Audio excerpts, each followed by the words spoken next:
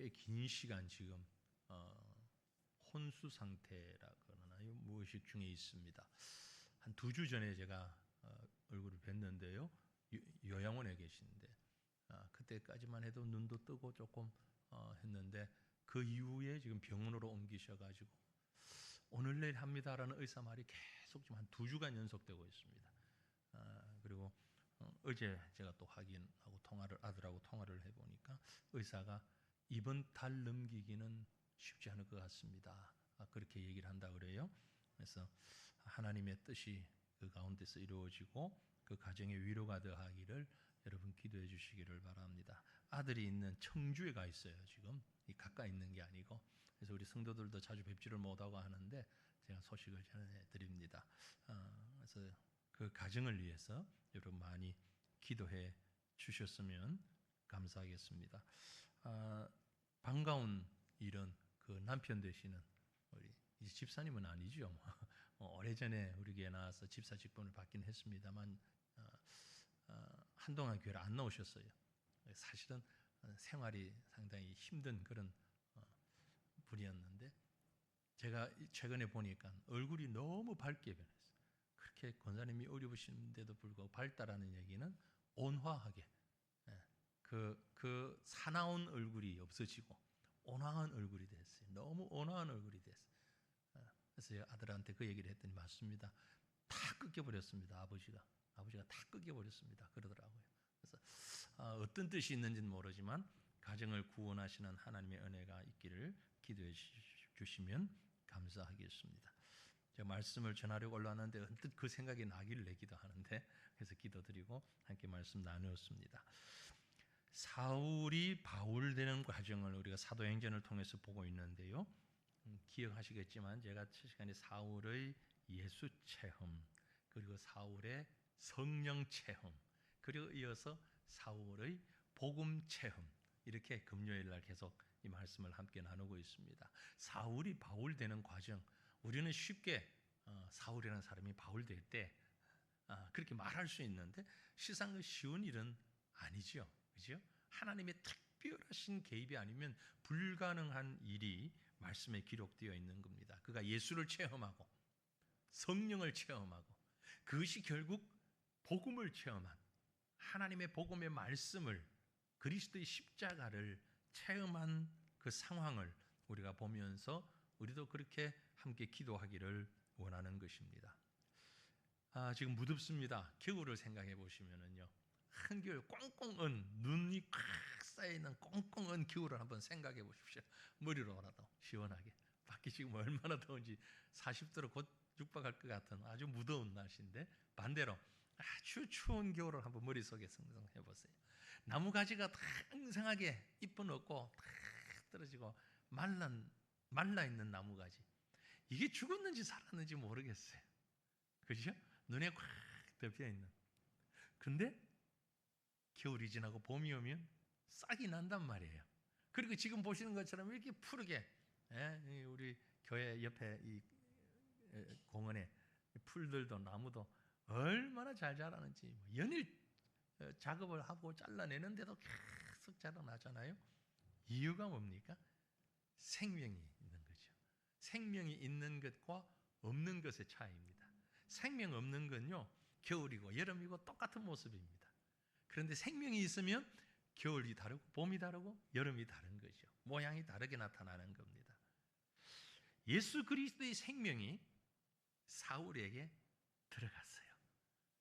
사울에게 그렇게 완악하고 그렇게 메마른 심령을 가진 사울에게 예수 그리스도의 생명이 들어갔습니다.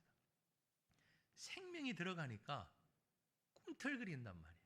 변화가 일어나는 겁니다. 어떤 변화? 예수 만난 변화, 성령이 움직이시는 변화, 그것이 복음이 함께하는 변화, 이런 변화가 나타나는 겁니다. 생명이라고 하는 건요 가만히 있질 않습니다. 보세요. 나무도 생명이 있으니까 모양이 바뀌잖아요. 모양이 바뀌어요. 아무 의식이 없는 것 같은 우리 집에 있는 화분 한두 개 가지고 계신 분도 계시고 많이 가지고 계신 분도 계신데 저희도 뭐 두 개 있습니다. 잘 관리도 안 하고 앙상하고 참 복없는 나무 화분이긴 하지만 제가 좀 잘 돌보질 못하는데 왜냐하면 돌보기가 너무 어려워요. 왜냐하면 여름에 개 때문에 에어컨 안 틀 수 없잖아요. 전혀 이상하지 않으세요? 거실에 나무를 키우면서 에어컨을 키는 분들 조금 저는 그걸 가끔 생각 보여요. 여러분. 야, 지금 나무한테는 에어컨이 안 좋을 텐데, 그죠? 이 여름에 훈훈함이 얼마나 필요하겠어요. 게다가 저희 집에 있는 이 화분이 열대 나무란 말이에요. 네? 뭐죠? 열대 과일이에요. 아무튼 그 열대 과일 사면 그 씨 받아가지고 해서 어떻게 키운 거란 말이에요. 하나는 커피고. 그런데 이 에어컨을 이렇게 출장 틀면 어떡하냐 얘가. 이런 마음이 가끔 들기지만 하지만 늘 드는 건 아니고 가끔 들긴 하지만 그렇다고 에어컨 안 킬 수 없잖아. 아니 나무는 얼마나 힘들까. 그렇죠? 생명이 있으면. 그런데 이놈 나무가 말이에요. 가만히 두면 며칠이 있다 보면 자연스럽게 창문 쪽으로 기울어져요. 그죠? 햇빛 쪽으로. 가만히 오랫동안 한 1년을 둔다 생각하면 상당히 기울어질 거예요. 그래서 가끔 돌려놓습니다.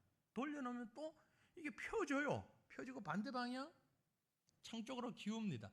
또 돌려놓으면 또 창 쪽으로 기울여요. 왜 그럴까요? 빛을 보려고 그러는 거예요. 본능이에요. 죽은 나무는 그렇게 아무리 둬도 움직이지 않아요.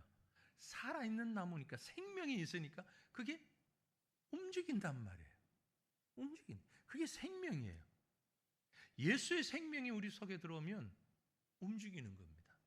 그래서 여러분 생명체가 가만히 있기를 기대하지 마십시오. 예수의 생명이 사울에게 들어가니까 변화를 일으켰어요. 어떤 변화? 생활의 변화를 일으켰어요. 복음이 그 속에 들어가니까 삶이 바뀌는 거예요. 다메섹을 가다가 예수님을 만났고 눈이 멀었고 아나니아 선지자 아나니아를 만났잖아요. 그 이후에 점차 이 건강을 회복하면서 19절 말씀 보면 음식을 먹음에 이제 음식을 조금 챙겨 먹는 겁니다. 전혀 못 먹고 있었으니까 음식을 먹음에 강건하여지니라. 사울이 다메섹에 있는 제자들과 함께 며칠 있을세. 엄청난 변화죠. 예전 같았으면 여기 기록된 제자들 마치 굶주린 사자에게 먹잇감 같은 존재 아닙니까? 사울에게는. 그죠? 그 예수 믿는 사람들을 잡기 위해서 갔잖아요. 가다가 예수 만났잖아요. 예수 만나니까 먹잇감과 같은 존재였던 제자들과 함께 있으면서 기운을 차리고 있어요. 지금 생활이 완전히 바뀐 겁니다. 가장 줄여서 얘기하면 성도들과 교제하고 있는 거예요. 예수 믿는 사람들과 먹고 마시고 함께 있는 겁니다. 그 교제 속의 주인공은 누구냐 하면 예수 그리스도예요. 예수님 없다면 이런 일은 일어날 수가 없어요. 사울이 그토록 싫어하는 예수님 때문에 예수님의 제자들과 함께 그곳에 있고 음식을 먹고 기운을 차립니다. 뿐만이 아니에요. 이어서 20절에 뭐라고 기록합니까? 즉시로 각 회당에서 예수가 하나님의 아들이심을 전파했다. 세상에 이런 일이. 그죠? 정말 세상에 이런 일이 아닙니까? 그 예수 믿는 사람을 잡으려고 그렇게 애쓰고 그렇게 발부둥 치던 사울이 예수님 만나니까 복음이 그 안에 들어가니까 생명력이 있으니까 예전에는 깡마른 마른 막대기 같았는데 이제 그 속에 생명이 들어가니까 그 생명이 그를 움직이게 하고 그래서 회당에서 예수가 하나님의 아들인 것을 전파하는 겁니다. 놀랐죠? 여러분 놀랍지 않습니까? 우리만 놀란 게 아니라 이 사실을 보는 사람들은 얼마나 더 놀랐겠습니까? 그래서 21절에 이렇게 기록합니다. 듣는 사람이 다 놀라 뒤로 나자빠지면서 말하되, 그 말은 제가 첨가한 말인데 성경에 없는 말이에요. 그만큼 놀랐다며 화들짝 놀라가지고 이게 도대체 무슨 일이냐 놀라서 말하되, 이 사람이 예루살렘에서 이 이름을 부르는 예수 이름을 부르는 사람을 멸하려던 자가 아니냐. 여기 온 것도 그들을, 그 예수 믿는 사람들을 잡아서 결박하여서 꽁꽁 묶어서 대제사장들에게로 끌어가고자 함이 아니냐. 그런데 이게 도대체 무슨 말이냐? 저 입에서 나오는 말이 무슨 말이냐? 예수가 하나님의 아들이라고 저 사람 입에서 지금 내가 잘못 들은 거 아니지? 정말이지? 저 사람 하는 말 맞지? 지금 눈이 동그래지면서 깜짝 놀랄 일이 벌어졌다 이 말이에요. 예수 체험한 사울, 복음을 체험한 사울, 성령을 체험한 사울, 사람이 완전히 바뀌어버렸어요. 핍박의 장소가 더 이상 핍박의 장소가 아닌 전도의 장소가 됐습니다. 박해자가 전도자가 되었어요. 죽음을 부르던 사람이 생명을 나누는 사람이 되어버렸어요. 어둠의 장소가 빛의 장소로 바뀌어졌습니다. 무엇 때문에? 복음 때문에. 복음의 말씀이 그 안에 들어가니까 이런 변화가 일어나는 겁니다. 얼마나 놀랐겠습니까? 놀랄 뿐입니까? 22절에 보면 사울이 힘을 더 얻어서 예수를 그리스도라고 증언하여 다메섹에 사는 유대인들을 당혹하게 했다. 놀라니까 더 신날 거 아니에요. 더 예수를 하나님의 아들이라고 증거하니까 주변 사람들은 물론 유대인들이 당혹스러웠어. 무력으로 신자를 굴복시키던 자가 복음 앞에 스스로 굴복되고 나니까 다른 사람들을 그 복음 아래에 굴복시키는 일을 하고 있다 이 말이에요. 얼마나 놀라운 일입니까? 복음을 맞는 사람, 이렇게 적극적이고 완벽한 변화를 경험하게 되는 것입니다. 여러분, 그러므로 저와 여러분이 복음의 말씀을 경험해야만 합니다. 아니, 경험했기 때문에 지금 이 자리에 나와 있는 겁니다. 이 복음의 말씀을 경험한 자는 복음을 알지 못하는 자와 분명히 달라야 돼요. 다를 것이에요. 다릅니다. 그 다름이 없다면 다시 한번 우리 자신을 확인하고 내가 복음의 말씀을 경험하고 있는지, 예수를 체험했는지, 예수 그리스도를, 방법은 다를 수 있어요. 사울처럼? 아니, 다를 수 있어요. 여러 다른 인물들처럼. 그러나 예수를 경험했다는, 성령을 경험했다면, 하나님의 복음의 말씀을 경험했다면 삶이, 영향력이 바뀌어져야 되는 거죠. 존 캐디라는 캐나다 선교사가 있었습니다. 이 캐디가 식인종들만 사는 아주 조그마한 섬에 복음을 전하기 위해서 들어갔습니다. 오랫동안 그곳에서 복음 전하다가 그 땅에서 죽었습니다. 죽고 난 다음에 그 사람의 무덤에 이런 기념비를 현지인들이 세웠습니다. 1848년 존 케네디 선교사가 이곳에 처음 왔을 때는 그리스도인은 단 한 사람도 없었다. 그러나 그가 세상을 떠난 1872년 여기에 식인종은 단 한 사람도 없다. 식인종만 모여있던 섬에 캐디 선교사가 들어가서 그 땅에 예수 그리스도의 복음을 한 20년 조금 넘게 복음을 증거하고 나니까 온 성 사람들이 전부 그리스도인이 되어버렸다. 식인종은 한 사람도 없다. 복음은 이런 능력이 있습니다. 우매한 자들도 믿음의 사람으로 변화시키는 능력이 있습니다. 왜? 말씀의 능력이니까. 오늘 이 말씀의 능력이 저와 여러분에게 함께 할 수 있기를 간절히 바랍니다. 여러분, 말씀으로 우리의 삶이 새로워지고 말씀으로 우리에게 주어진 하나님의 은혜와 능력이 새롭게 세워져 나갈 수 있기를 간절히 바랍니다. 예수 그리스도의 복음이 우리와 함께하면, 그 생명이 우리와 함께하면 우리의 본질이 달라집니다. 본질이 달라져. 영접하는 자, 예수 그리스도를 믿는 자, 곧 그 이름을 믿는 자, 그에게는 하나님의 자녀가 되는 권세.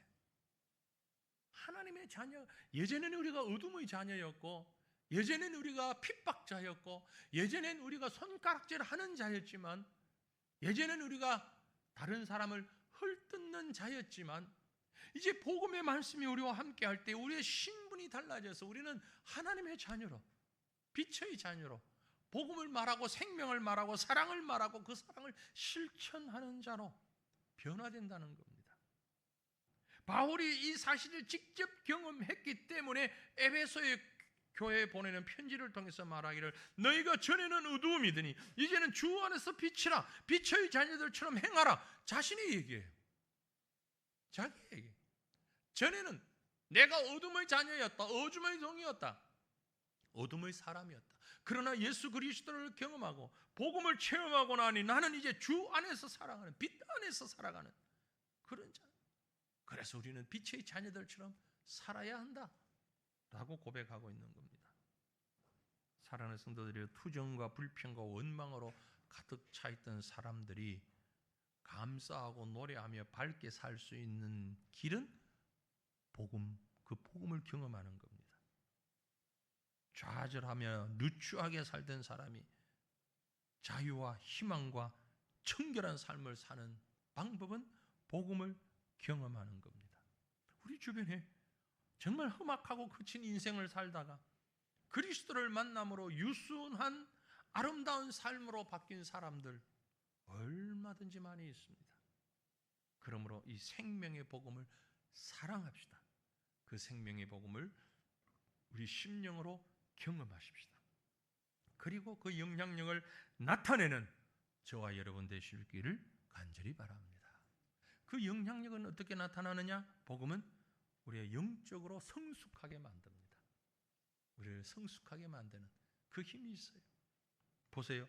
극적으로 예수님을 만난 사울, 영적으로 전혀 다른 삶을 살았어요. 본문 23절에 여러 날이 지나매 유대인들이 사울 죽이기를 공모했어요. 아니 이 바뀌어도 너무 빨리 바뀐 거잖아요.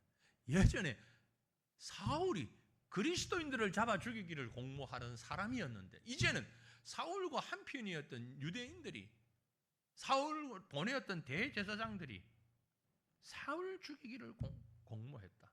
근데 사실 그렇게 급진적인 변화라기보다 여기 여러 날이 지나매 그랬잖아요. 여러 날이 며칠이 지났을까요? 여러 날. 여러 날, 그러니까 아주 짧은 시간이라고 착각하시면 안 됩니다. 약 3년입니다. 여러 날, 세 글자잖아요. 3년이에요, 3년. 진짜라니까.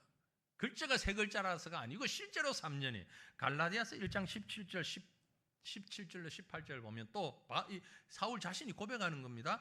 또 나보다 먼저 사도된 자들을 만나려고 예루살렘으로 가지 아니하고 그 다메섹 경험을 한 다음에 다메섹으로 들어갔다가 아나니아를 만나고 다 한 다음에 회당에서 그리스도를 증거하고 다시 예루살렘으로 가려고 하다가 가지 아니하고 아라비아로 갔다가 다시 다메섹으로 돌아갔노라. 그 후 3년 만에 내가 게바를 방문하려고 예루살렘에 올라와서 그와 함께 15일을 머물었다.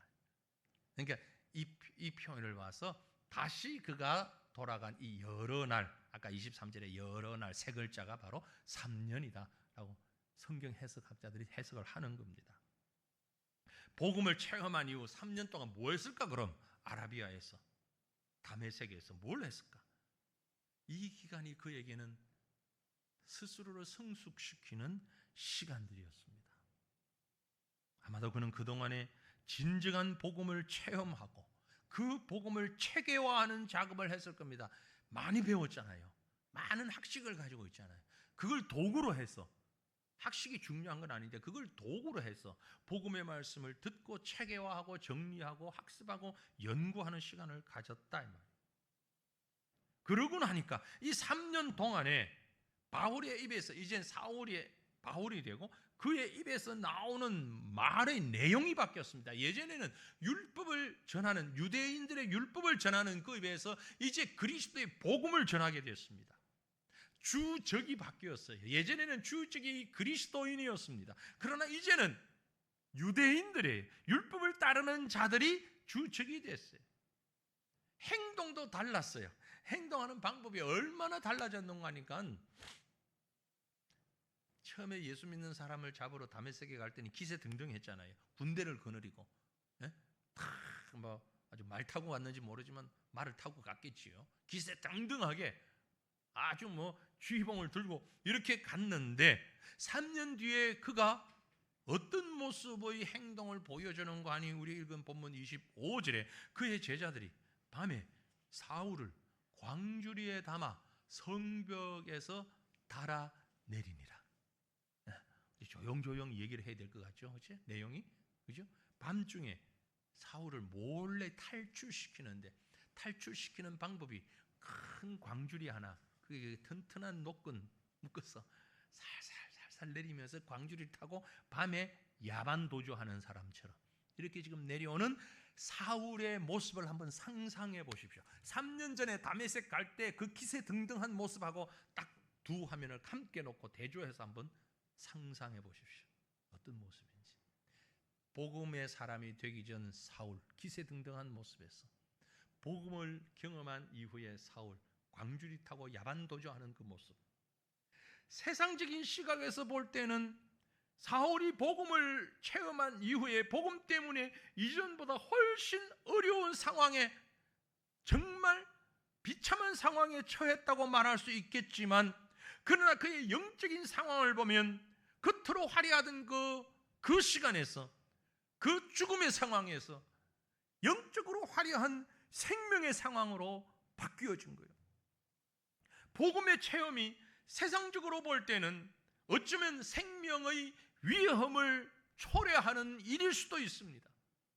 화려한 세상의 것들을 포기하고 세상의 풍요로움을 다 내려놓고 세상의 기세 등등하던 그 모습들은 다 사라지게 만드는 그런 힘이 복음에 있는지도 모릅니다.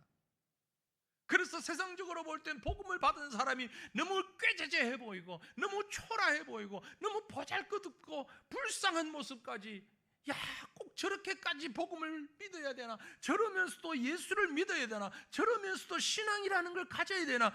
손가락질 받을 만큼의 상황이 될는지도 모릅니다. 그러나 그 광주리를 타고 내려가는 바울의 마음은 어떠했을까? 너무너무 큰 기쁨이 그에게 있을 거예요. 너무 큰 감사가 그에게 있었을 거예요. 여러분, 복음 때문에 고난 당해 보셨습니까? 복음 때문에 위험에 직면해 보셨습니까? 얼마나 기쁜지요. 얼마나 감격스러운지요. 경험이 없으니까 모르잖아요. 여러분, 다 경험이 없으니까 지금 무슨 소리를 하나 그러고 있잖아요.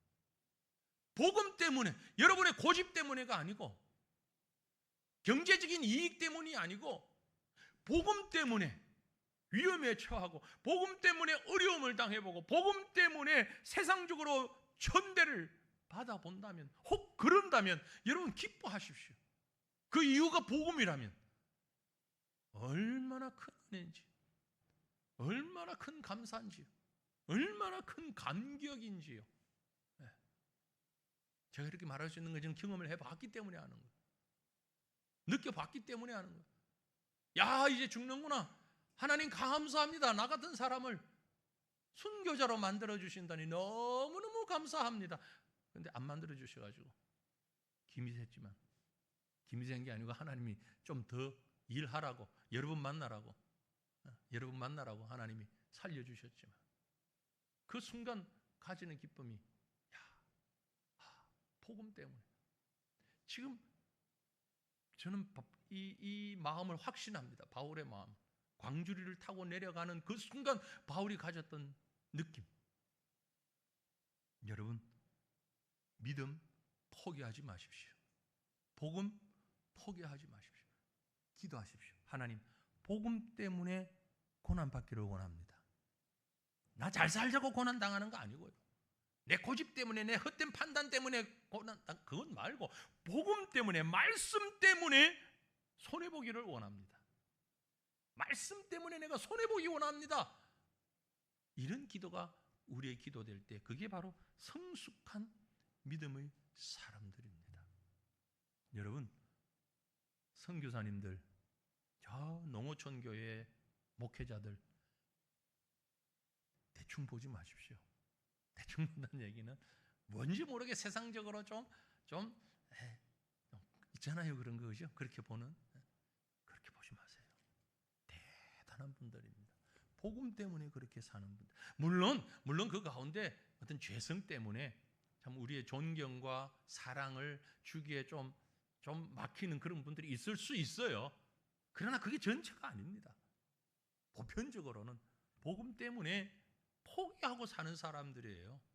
다 포기하고 선교지에서, 농어촌에서, 시골에서, 오지에서 복음 때문에 포기하고 사는 그분들, 여러분 작게 보지 마십시오. 정말 위대한 분들이, 정말 큰 분들이, 그 속에 있는 기쁨은 우리가 이해하지 못합니다. 하나님, 그 복음의 기쁨을 이해할 수 있는 나로 만들어 달라고 기도할 수 있기를 바랍니다. 다시 본문으로 돌아가 보면요, 그래서 바울은 복음 안에서 새로운 공동체가 만들어져요.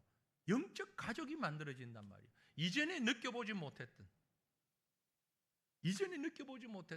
정말 새로운 공동체, 이걸 하나님이 허락해 주셔서 얼마나 감격스럽고, 그래서 바울의 역할을 한 거예요. 우리 공동체가 이렇게 되어지기를 원합니다. 정말 복음을 체험한 사람들이 들어왔을 때 품고 함께 갈 수 있는 새로운 공동체, 복음으로 만들어지는 공동체를 만들어가는 우리 교회가 저와 여러분이 되기를 간절히 바랍니다. 사울이 이제 3년 뒤에 예루살렘으로 돌아갑니다. 베드로를 만나려고 가지요. 얼마나 어색했겠습니까? 예루살렘에 갔다는 얘기는 예루살렘 교회로 방문했다는 얘기입니다. 그때 예루살렘 교회는 하나밖에 없으니까 전체에 믿는 사람들이 모이는 거죠. 예전 같으면, 3년 전 같으면 거기 정말 사울이 와서 일망타진할 수 있는, 그물을 확 던지는 일망타진할 수 있는 그런 곳 아닙니까? 그곳에 사울이 지금 3년의 복음 체험, 예수 체험, 성령 체험하고 난 사울이 갔어요. 얼마나 어색했을까요? 본인도, 교회 성도들도. 26절에 이렇게 기록합니다. 사울이 예루살렘에 가서 제자들을 사귀고자 하나. 아이고, 베드로 말씀 많이 들었습니다.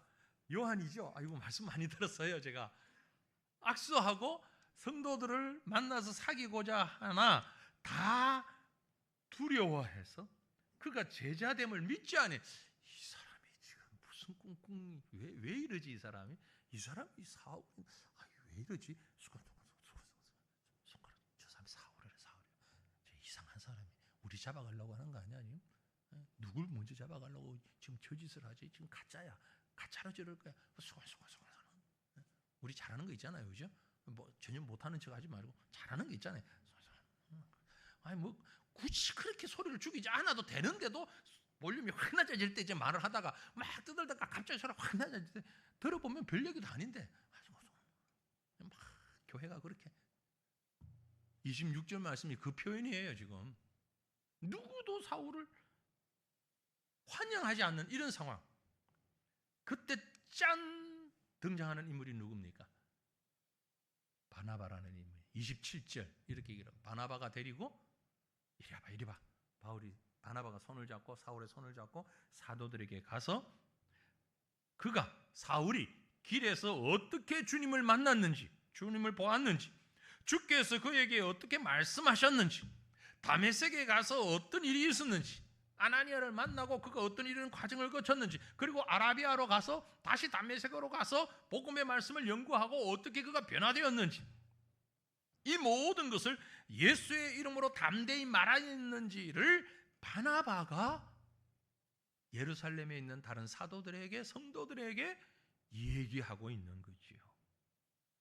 그가 말한 요지가 뭡니까? 사울이 주님을 본 사실, 주님이 그에게 말씀하신 사실, 다메섹에서 지냈던 변화된 삶의 이후 사울의 그 삶의 변화된 모습, 그걸 얘기하니까 결국 교회는, 사도들은 그를 받아들이고 교제의 악수를 나누게 되어서 28절 사울이 제자들과 함께 있어 예루살렘에 출입하였다. 함께 있었다. 사울이 제자들과 함께 있었다라는 말은 바로 동일한 공동체가 되었다. 그 말.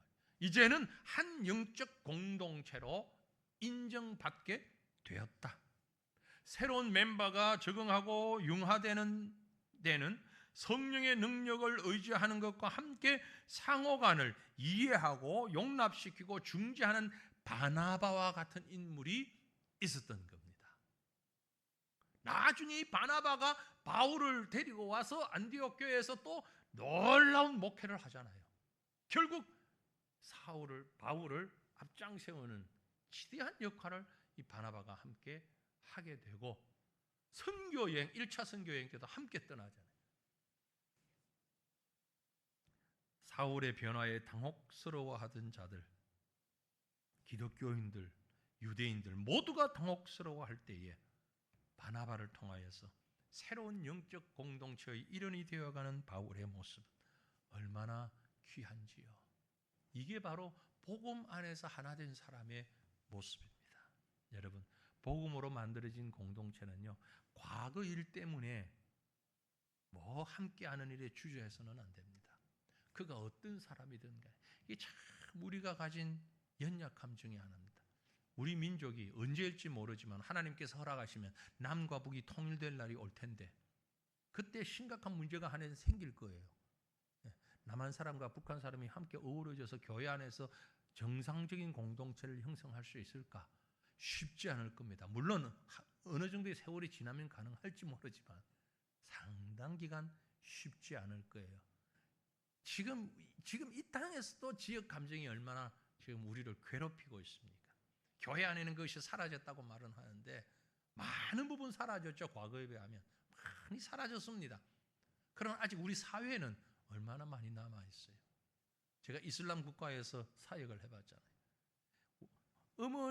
부모님 때부터 기독교인인 사람과 부모가 무슬림이었는데 나중에 기독교로 개종한 사람과는 합쳐지지가 않아요. 어우러지지가 않아요. 아무리 애를 써도 안 돼요. 그래서 교회를 따로 합니다. 원래 기독교인이었던 집안의 후손들 교회, 개종한 사람들의 교회 따로, 교회가 따로 있어요. 이 교회 합쳐놓으면 절대 융화가 안 돼요. 글쎄요, 그게 지금 수십 년 시간이지 100년 이상의 시간이 지나가도 안 되더라고요. 그건 힘들어요.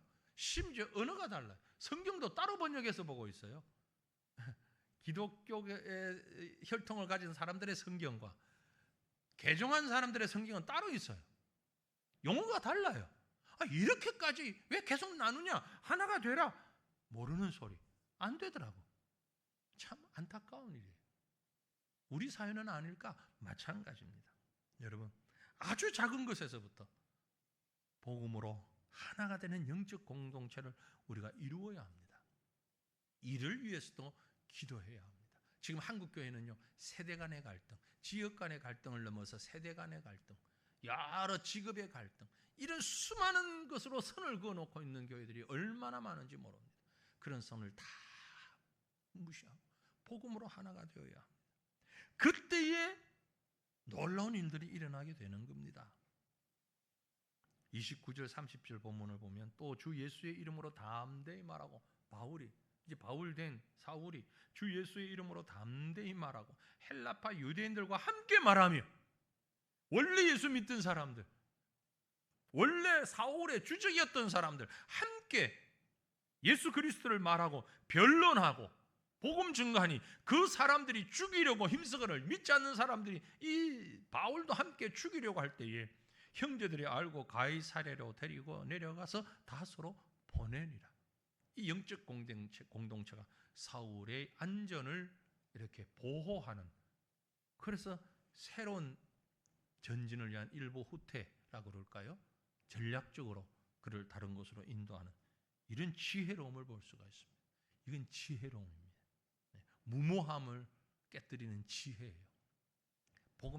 복음을 가진 사람이 무조건 앞으로 전진하다가 무조건 복음 증거해야지, 그것만이 답은 아니고 때에 따라서는 지혜롭게 후퇴할 줄도 알아요.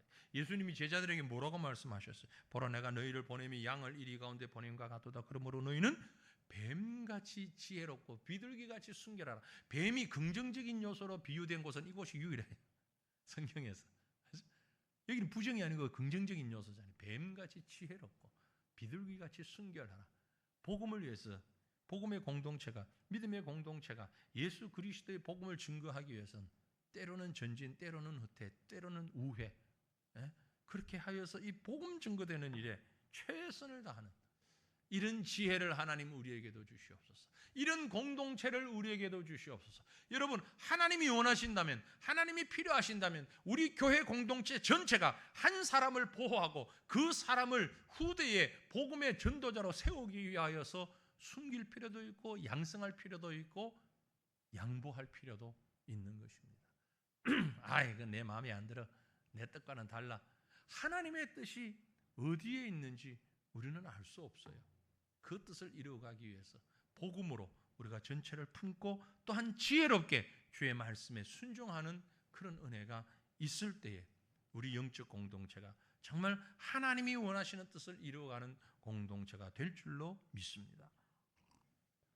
그러므로 사랑하는 성도들이요, 오늘 사울이 복음을 체험하고 하나님 앞에서 그 변화된 삶, 성숙한 삶, 그 삶의 모습을 우리가 바라보았는데 오늘 우리에게도 이러한 복음의 체험이, 성령의 체험이, 예수의 체험이 우리를 바꾸고 나를 통하여 우리 공동체가 변화되고 그래서 많은 하나님의 나라와 하나님의 종들이 세워지고 하나님의 역사가 나타나고 이렇게 주의 이름이 승리할 수 있도록 하나님 나를 사용하여 주시옵소서. 기도하는 이 밤은 저와 여러분 될 수 있기를 간절히 바랍니다. 우리 함께